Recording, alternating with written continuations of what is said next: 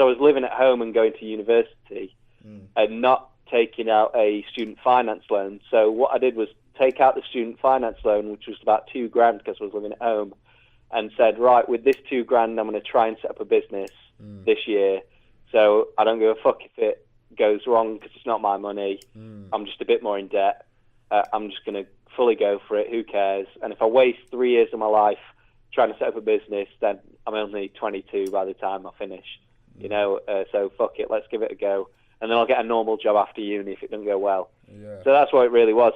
I've just basically looked ahead and gone, I don't care if I waste 3 years of my life. At least I'll try and set something up.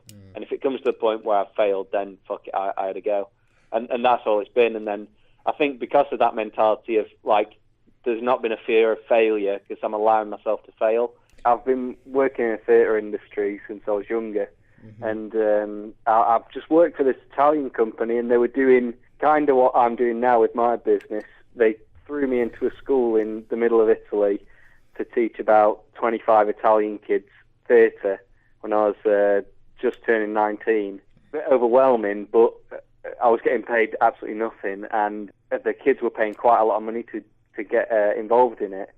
And I basically counted up the kids that I was teaching and worked out how much they were getting and how much they were paying me. And I was thinking, well, I'm doing all the money here, so I'll try and cut out the middleman. And it just went from there, really. It was really poor management, and it was just me basically thinking ambitiously, I suppose. You see a company that's not performing well, and you think you can do better.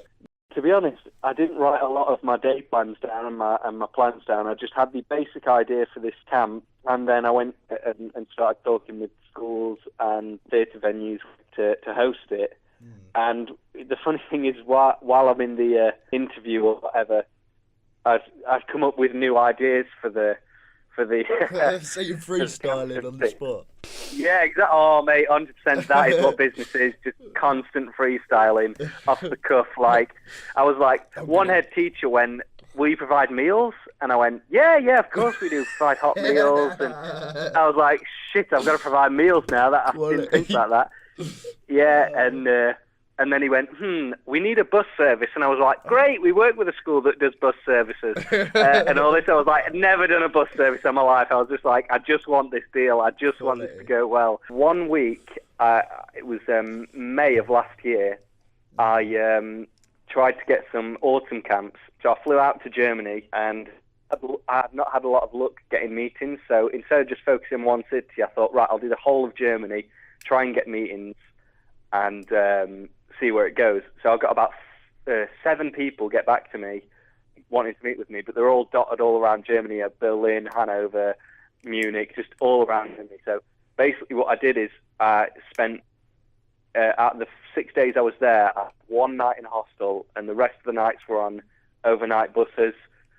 And out of the 7 meetings, none of them said yes. Oh, no. And I flew home a complete failure. I learned shitloads from that. Like, I was going into the meeting with a face of desperation. And, you know, you were aware that you were sleeping on a bus for 6 hours, you know, living off hot dogs and stuff. And you were going in like, come on, like, please give me this thing.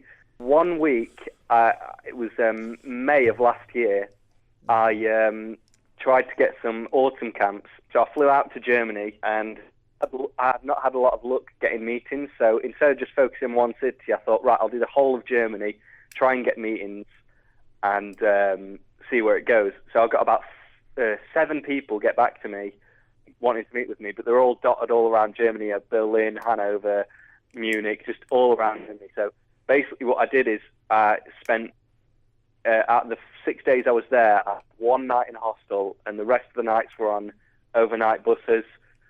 And out of the 7 meetings, none of them said yes. Oh, no. And I flew home a complete failure. I learned shitloads from that. Like, I was going into the meeting with a face of desperation. And, you know, you were aware that you were sleeping on a bus for 6 hours, you know, living off hot dogs and stuff. And you were going in like, come on, like, please give me this thing. It's really lonely doing a business yourself. Yeah. Because I'm experiencing things and experiencing problems that my parents, who I go to advice a lot, or my mates, I'll go for them for advice, and they won't be able to advise me. If I had to set the company up now with the mindset and the knowledge I have, I could do what I've achieved in 2 years, in 6 months. It's all the things you learn. It's really difficult. Like the amount of books that I've read about business now, which I've never been interested in. I've never been a reader or anything like that. But the amount of books you've got to read, there's so much knowledge of them, and you really can build a business just by reading about 10 books.